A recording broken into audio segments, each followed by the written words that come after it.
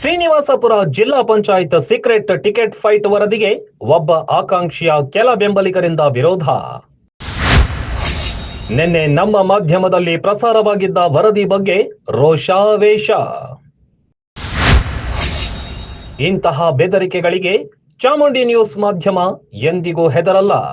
ಸತ್ಯ ಸುದ್ದಿಗಳೇ ನಮ್ಮ ಮಾಧ್ಯಮಕ್ಕೆ ಶಕ್ತಿ. ಸಾವಿರಾರು ಜನ ಮೆಚ್ಚಿದ ವರದಿಗೆ ಒಬ್ಬ ಆಕಾಂಕ್ಷಿ ಕೆಲ ಬೆಂಬಲಿಗರ ವಿರೋಧ.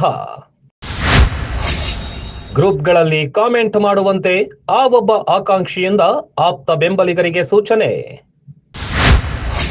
ನಿನ್ನೆ ರಾತ್ರಿ ವಿಧಾನ ಪರಿಷತ್ ಸದಸ್ಯರ ಕಾರ್ಯಕ್ರಮದಲ್ಲಿ ಕುಳಿತು ಬೆಂಬಲಿಗರಿಂದ ಕಾಮೆಂಟ್.